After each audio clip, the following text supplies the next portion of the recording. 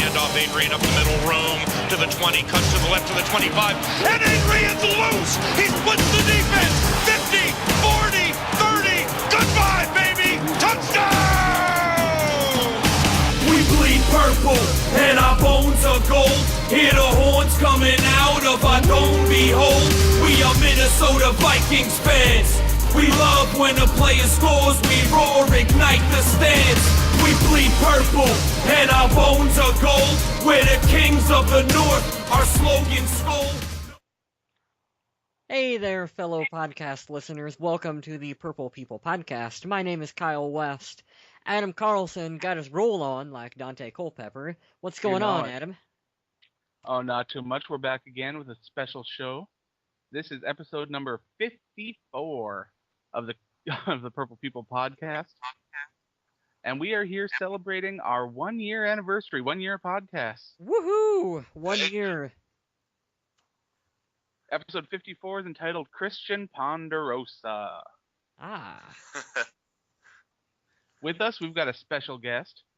We have Jordan Nadel of the Viking Age, and he is here to tell us about his new project. So go ahead and let us know about that. Thank you, gentlemen. Congratulations on the year anniversary as well. That's exciting. Me and a couple of my buddies out here have been avid followers of the NFL and sports in general for pretty much our whole lives, and we have compiled a lot of useless knowledge about it. So we figured we put it to work, and we're going to launch a NFL-centered podcast that'll be coming out July 16th entitled The Huddle, where we will break down every division in the NFL week by week until the season starts, and then we'll have weekly previews and recaps. It should be pretty fun. So look out for that. Sounds like an awesome show. I look forward to checking that out. All right. Meanwhile, this week we'll be talking about the Minnesota Vikings, which is only a small piece of what they'll be talking about on the Huddle. But us, that's all we do. Yes. And this week is a very special week. You noticed the episode was named Christian PONDERosa. That is because we will be talking almost exclusively about Vikings quarterback Christian Ponder this week. We know how much you guys like our quarterbacks here in Minnesota, and Ponder is a man that brings about much debate. But before we get into him, we are going to kick off the show the way we always do. We have our social media question of the week. Yeah. You betcha. This one comes from our Facebook page, and this is fun. This is a little bit different than what we usually do. It comes from Chris, and he wants to know, what inspired you to start the clever podcast titles? And he says, it seems like a legit question, and I think it seems okay. I think it's pretty legit. Yeah, why not? This is just kind of a little bit of insight how the podcast works here. Me and Adam were thinking, when we post these on YouTube, we used to do just like the date. So like, Monday the 10th of 2013, the Purple People Podcast. And that's boring. No one is going to click on that. No one's going to give a shit about that. And just one day we're just kicking around ideas for what we can do to get more people to listen to it. And the idea of we should name the podcast like something unique each and every week. And so that's just kind of how that came out. And Adam is the one that takes care of all the names for that. And I apologize for the corniness. No, that's why I let you do it, because I think that's what makes them fun. Yeah, Kyle thought the number of the episode is the best, so I like that he came up with that idea, and then we kind of worked together to come up with the entire idea of having the number and the name. Yeah, my favorite one so far is still Baka to the Future. Me too. That was really good, and I was drinking during that show, and I thought it was a Star Wars reference, and it wasn't until the playback afterward I was like, shit, that was actually Back to the Future. But yeah. Good stuff. That was the first podcast I listened to. Yeah. Nice. Well, make sure you tell your friends too, just like all you guys should, all you listeners out there. But let's get to talking about some football here, and let's talk about Christian Ponder's backup. This year, the Vikings brought in Matt Castle to serve as the backup to Christian Ponder, and a lot of people are saying that if they held a competition between Ponder and Matt Castle, that Castle could probably beat Ponder out for the starting job. Now, do you think that the former Pro Bowl QB and starter in Kansas City is more than just a mentor, or do you think he's just brought in to be a backup? Myself, I think that he is a backup insurance plan, because if Ponder was to have another season where we start seeing games with below 100 yards passing in consecutive weeks, the Vikings couldn't take that heat again. He'd be run out quickly, and we didn't really have a better option for a backup, so we got a really, really solid backup, but I do not think that they brought him in to be an investment for the future, because he's proven that he can shine in relief of somebody, but when given the starting role, he doesn't really hold that very well.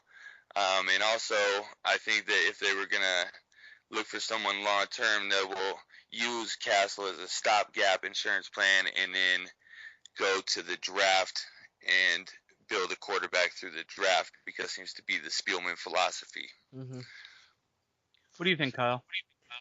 Well, I think with Matt Castle is that the plan is clearly they're only going to worry about him for the one season. That's why he's only got the contract that he's got. Because I agree with them. They're going to be going to either McLeod Bethel-Thompson in the future for being the number 2, or if he can't do it, like you said, they'll go through the draft. I think Castle is just... He was the best available guy that you can come in for a backup, who if Ponder...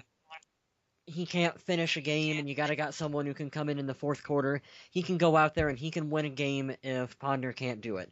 If you got to rely on him to start a playoff game, you know that Castle can go out there and he gives you a much better opportunity than Joe Webb. The veteran mentor thing, I don't know how much I really buy into that, because I think that Ponder is a smart enough guy that he can go out there without having a veteran at this point to show him how to do it. Like, I think Ponder knows what he has to do without having someone to show him the ropes. I think he's beyond that, actually. Now, our regular listeners here, they know how I feel about Matt Castle. They know that I felt they overspent to bring him in. They know that I think he's overrated and that he's a turnover machine. But there is a but here. I like him as a one-year rental, but I would have liked any other veteran quarterback brought in, even Derek Anderson or someone like that they could have brought in a little bit cheaper. Now, do I think that in a competition could Matt Castle beat out Christian Ponder? No. I don't think he could. I think it would be a competition, sure, but I don't think that Castle could beat Ponder for the job, even if it was a competition. Mm-hmm. And here's why I don't agree with you about them bringing in someone like Derek Anderson, Adam, because you look at the Jets, for instance, and their competition for Mark Sanchez was Mark Brunell, who, I mean, that was someone that didn't bring anything to the table for competition-wise. Matt Castle, at least, he can bring competition to Minnesota if they want to have competition. And I think that's why it was important for them to bring him in. To me, why do that and bring up a controversy rather than just keep things status quo? I don't like creating controversy. I don't like that they brought him in to give fans that doubted our potential franchise quarterback more fuel to just toss on the fire. I don't think it was the right move. I think that they needed to bring, maybe not necessarily him in. I was hoping that they would actually kick the tires on Vince Young and see what he had, because they could have signed him at the veteran minimum. He's shown that he can. I mean, he was a good quarterback there for a couple of years and had until his head blew up on him, and he became a total head case. But I think he's had some time to sit out and get his mind right, and I think that he would have been at least worth looking at. But Matt Castle, I mean, like Kyle said, gives you a hell of a lot better opportunity than Joe Webb did. And, you know, if Christian does not meet the expectations of the fans, then he gives you a solid option to put in there, at least for the 1 year stopgap. You know, if we're in the hunt for a wild card and it looks like Christian's going to blow that for us, you can put Castle in there and he can go out and win us some games.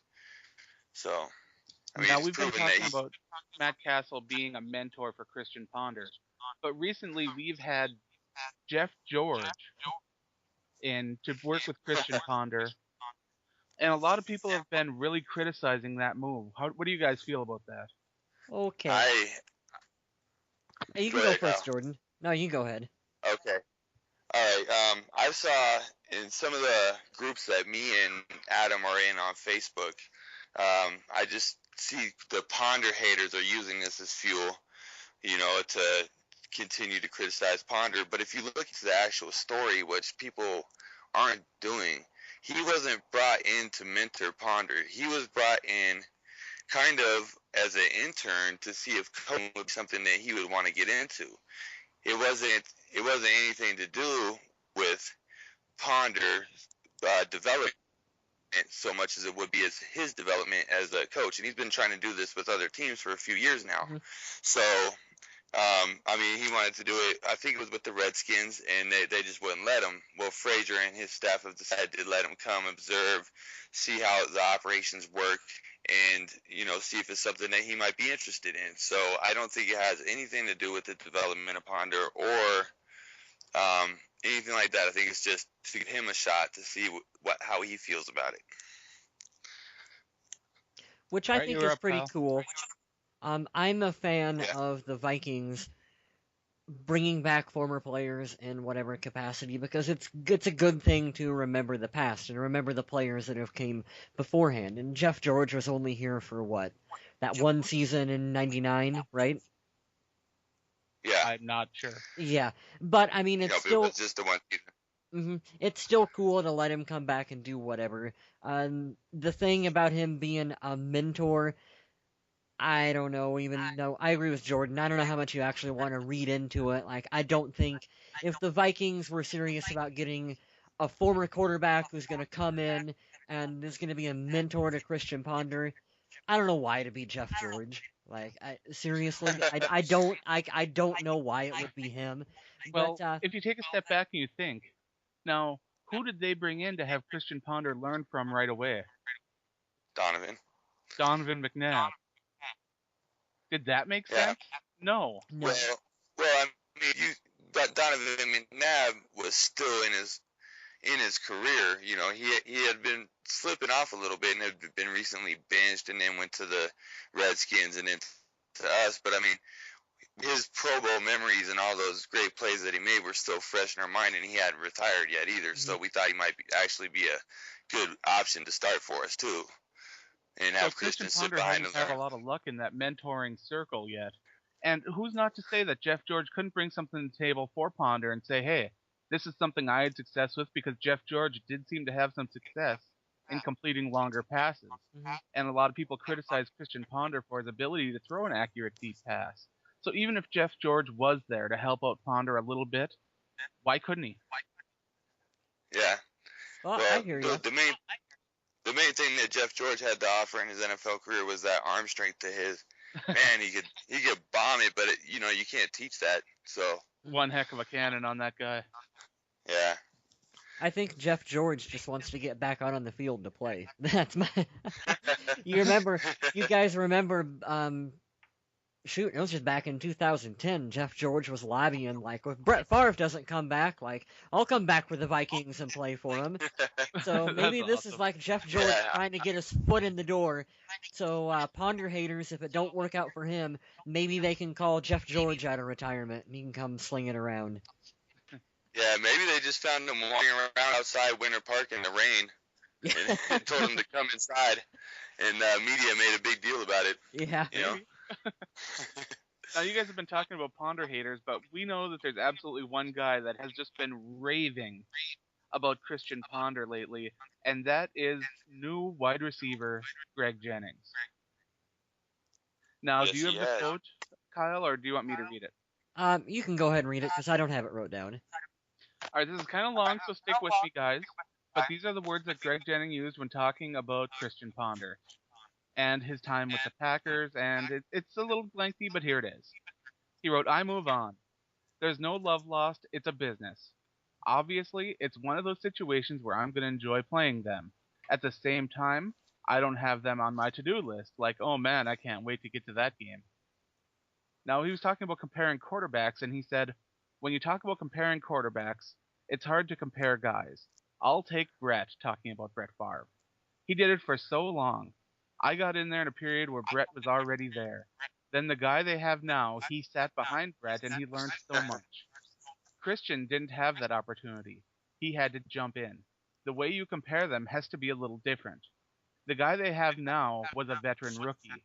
It's a little different, but Christian has tremendous upside. I think what I see now is a quarterback who's maturing and who's growing and wanting to learn and grow, which is huge. How are you guys reading into that? It's very interesting. I think that he might just kind of be playing to the fans a little bit when he says, the guy they have now, he's going from a rival to a rival, and he wants to get the fans on his side, So I think he's just kind of, him and Rodgers probably have a great relationship. I don't think that there's anything to read into there. I think he's just kind of playing the role. I'm not sure about that. Do you remember the big Twitter argument between Greg Jennings' sister and Aaron Rodgers? No, I'd never even heard about that. That's something for you to Google when you get a chance. I will definitely do that. But I think it's cool that Greg Jennings is coming in and he said, okay, I'm seeing this young quarterback, and I'm really liking what I'm seeing, and I think that we can mature and grow together. And to me, that is something that you want to hear your wide receiver talking about with your quarterback. Mm-hmm.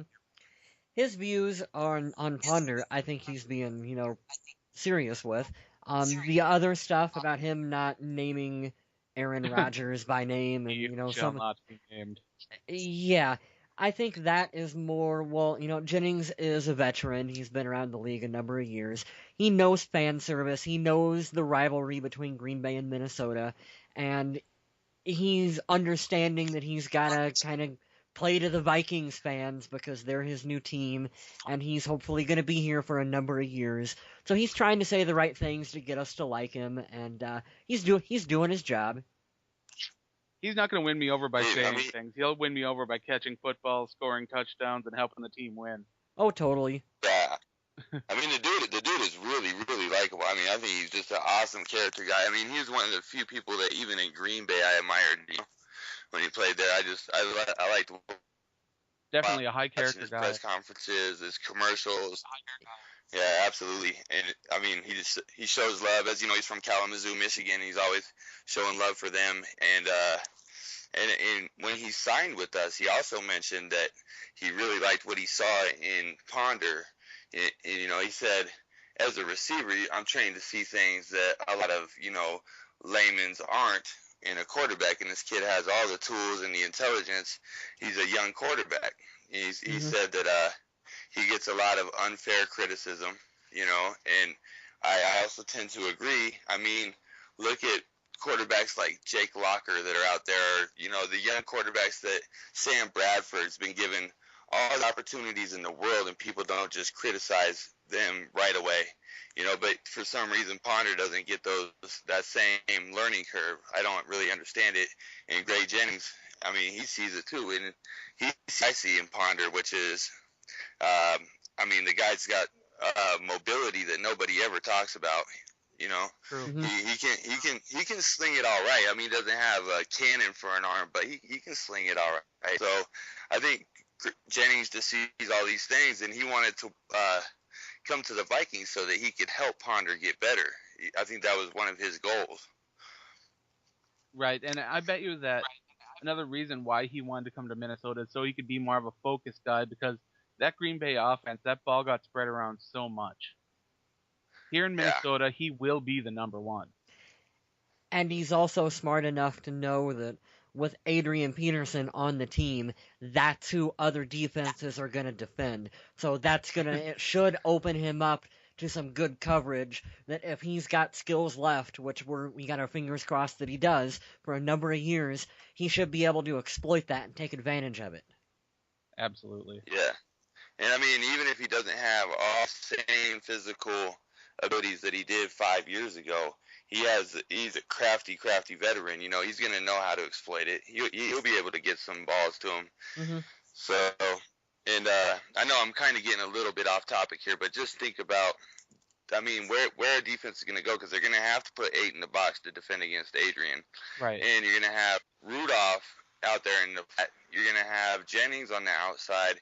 And then who knows what Cordero Patterson will bring to the table, if he's going to be a deep ball kind of guy, or a yak guy like Percy was. I mean, the defenses are going to have their hands full with them. It's true. Let's move into our next topic, and let's talk about Kyle West is going to head this one up. We're going to talk about Christian Ponder versus some of the other players in his draft class here. Okay, well, this was my idea because, like you said, we get so many Ponder haters that are out there, and they're just ready to throw the guy underneath the proverbial bus. And I was thinking we should go back and we should look at his draft class, which was 2011, and we should look at the people that were just kind of drafted immediately around him and go, how does he stack up just kind of against the players that were available? Now, for this one, 2011, for the people who might not remember, that was the year that, Cam Newton goes number 1 overall. And what I want to do is I kind of want to throw out the top 5 or 6 players, because I don't think it's realistic to say Minnesota's going to trade all the way up and grab Cam Newton or Von Miller or A.J. Green, because I don't think that they were going to go really that realistic. far forward in that draft. So we're trying to be realistic here and go the players just immediately around him. How does he stack up? Now, at the time, the Vikings were looking for a quarterback. Mm-hmm. And the quarterbacks taken around there, you got Jake Locker, who has been a very hit-or-miss prospect, has had several injuries already. He's already on the hot seat in Tennessee. 2 picks later, at pick 10, you had Blaine Gabbert for Jacksonville, a guy who really has struggled and has showed a fear of pressure. To me, there isn't a whole lot of quarterbacks in this draft that I think are really worth more than Christian Ponder. Cam Newton had a big sophomore slump. Yeah, but he came out in the final games of this season and lit it up. I mean, that's true. He had a bad first half, but he's shown that he's the real deal. I'm not worried about him. He's got to start limiting his turnover, and that's another thing that people ragged on Christian Ponder about, even though Ponder, I thought, did a very good job of protecting the ball last year. Mm-hmm. And like you said, to go back to the other 2 quarters, kind of throwing Cam out of the equation here, you look at Locker and Gabbert, and you go, well, if the people who don't like Christian Ponder don't like him, man, oh man, they'd be foaming at the mouth if we had either Jake Locker or Blaine Gabbert on the team, because he is a better quarterback than those 2, and will have probably a longer career than those 2 combined. Absolutely. I mean, Jake Locker, I don't know a lot about the guy, but what I know of Blaine Gabbert is, I mean, you can see how terrible he is just on the film, but then in the media, he tries to blame other guys around him. And if you're a bad quarterback, that's one thing, but if you're a bad quarterback that's pointing fingers at everybody else but you, I mean, and you got bad character, that's just not going to fly with Vikings fans. Mm-hmm. There's no way. I know a lot of Vikings fans would have been much happier if they'd have gotten my favorite quarterback prospect from this draft, Colin Kaepernick. Yes. I was begging for the Vikings to take him. I was like, okay, 2nd round, you can get him. He went in the early 2nd to San Francisco, and we all know what happened from there. Mm-hmm. And we also had another player taken in the early 2nd round, Andy Dalton. Now, it's odd that both those quarterbacks, I feel, have outperformed like guys like Jake Locker and like Blaine Gabbert. It's just really odd sometimes in the draft how that'll work out. How that works out, yeah. Now, the other guy... Yeah, now... No, what was that, Jordan? Speaking of sophomore slumps, though, Andy Dalton was a good case of that. I mean, he didn't have a terrible one, but he didn't have the numbers he did in his rookie year. Mm-hmm. And he's still, the verdict's still out on him too, I'd say. And the thing with Dalton is, you look at that, if they didn't draft A.J. Green and Andy Dalton together, what would his rookie season, and I'm talking about Dalton, what would it have been like without A.J. Green on the roster? That's a fair question. A.J. Green is a freak of nature. Yeah.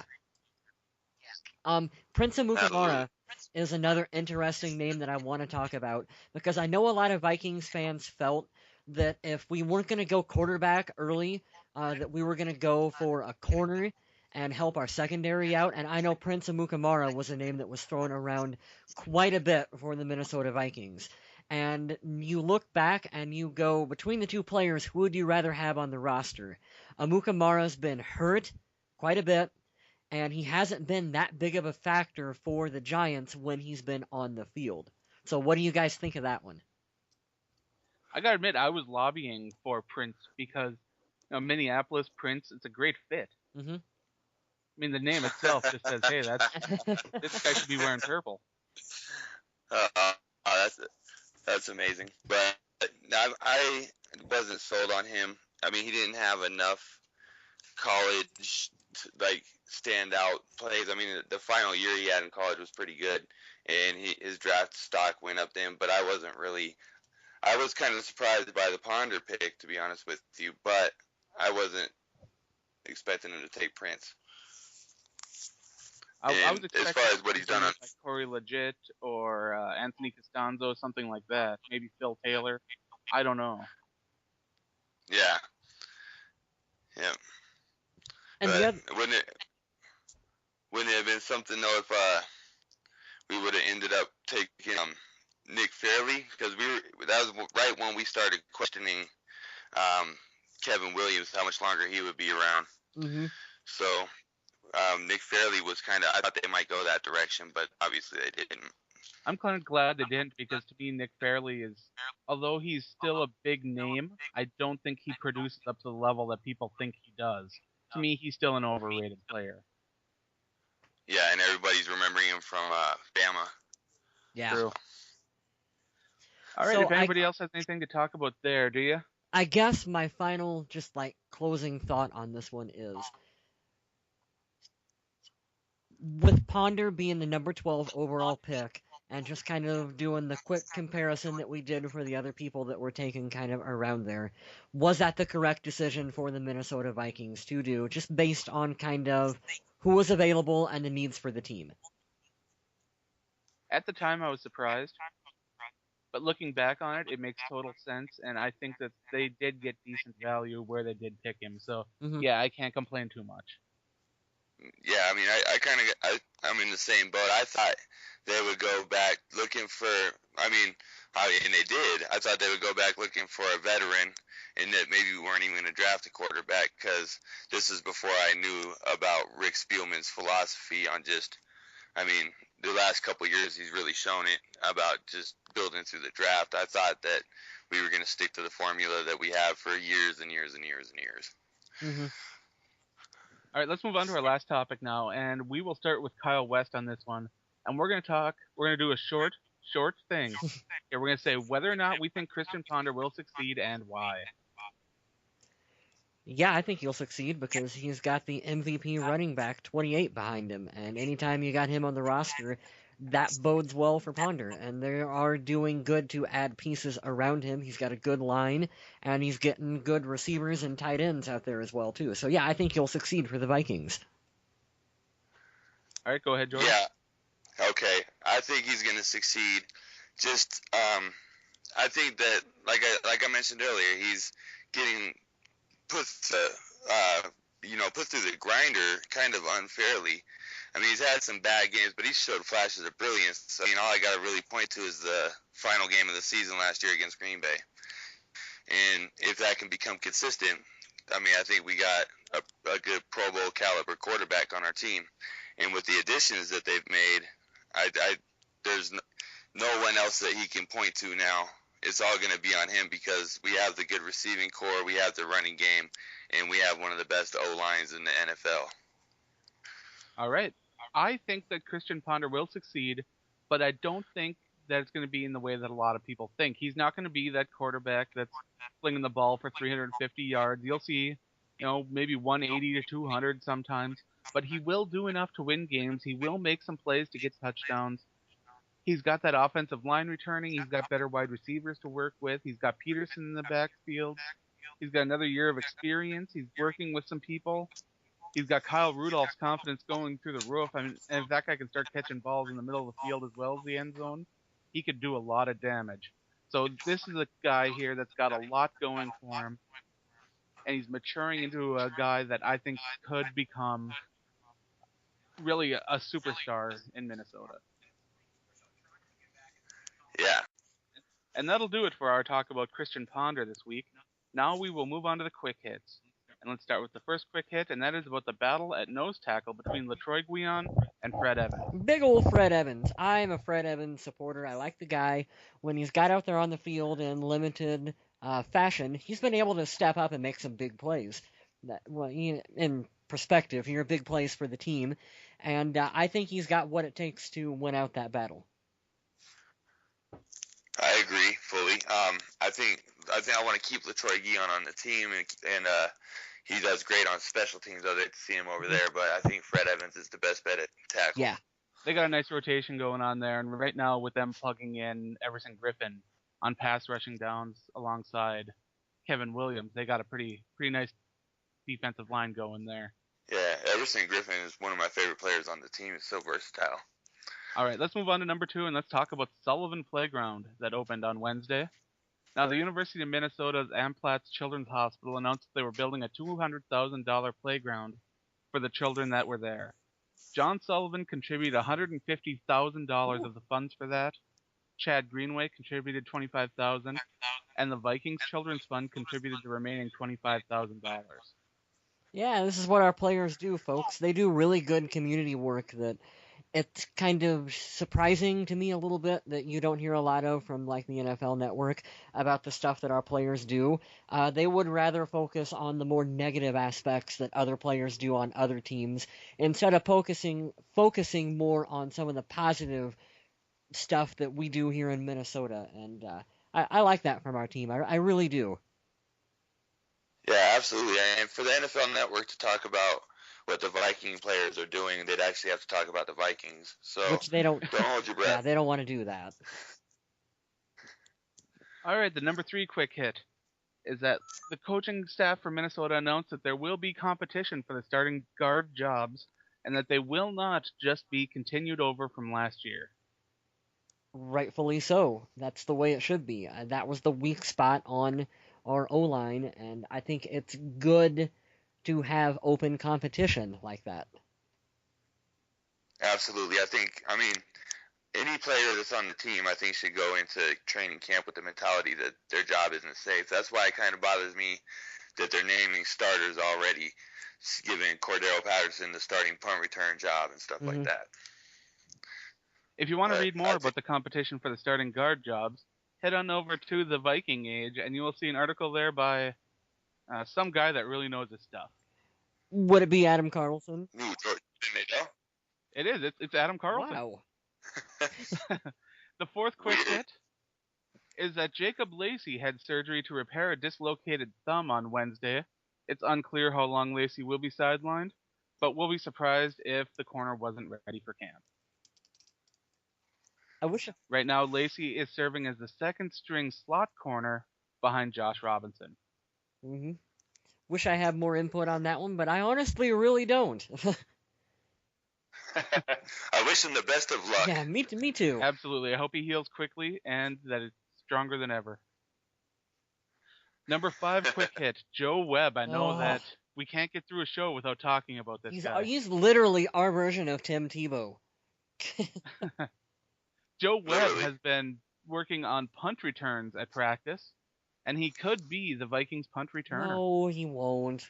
Stop. They already named Cordero Patterson. They named him starting kick returner. Yeah. Right. Okay. Number 6, Greg Jennings has returned to practice after his ankle problems, and he claims that he will be effective and ready. No worries. Well, wouldn't it be weird if he didn't? Yeah. If he came out and said the opposite.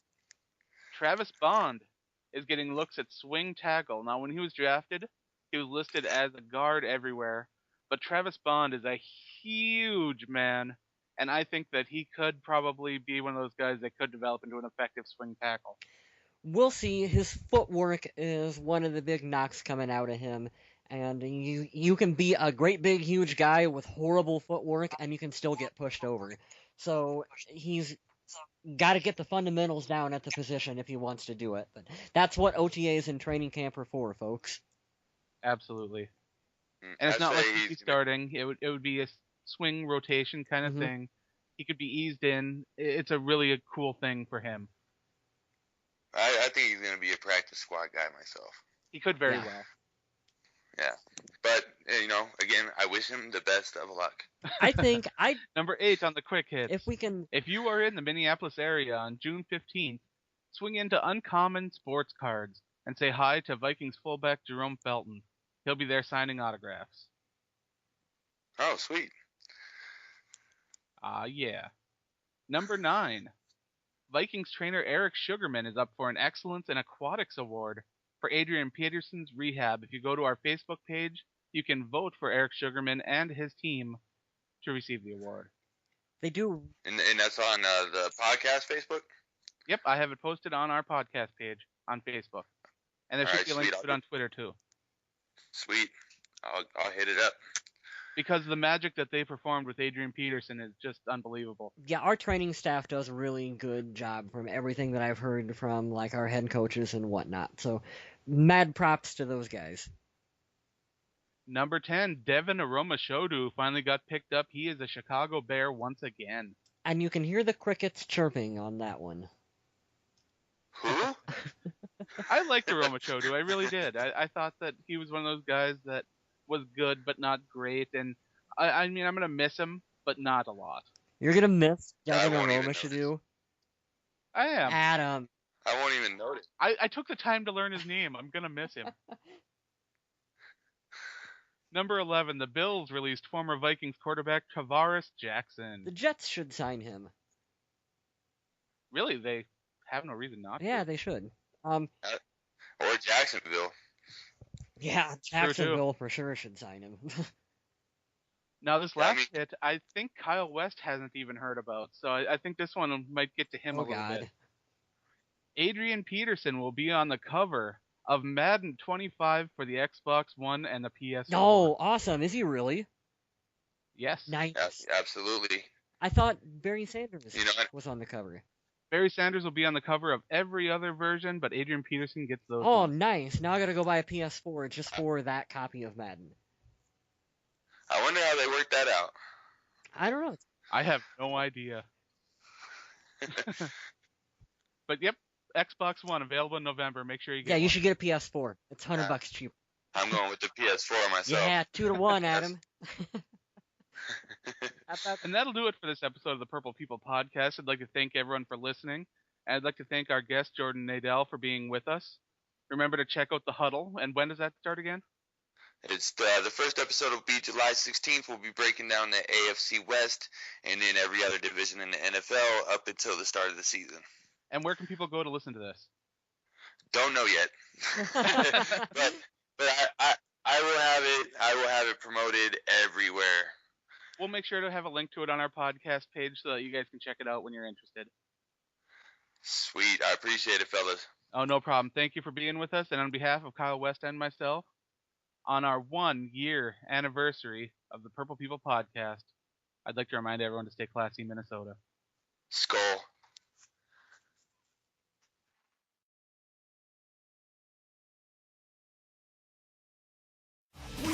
Purple, and our bones are gold. Hear the horns coming out of our dome, behold. We are Minnesota Vikings fans. We love when a player scores, we roar, ignite the stands.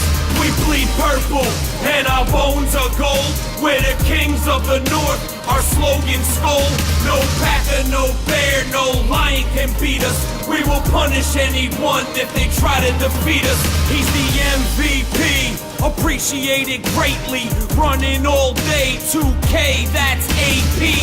Make a defense cry, or maybe beg. ACL stands for Adrian's crazy leg.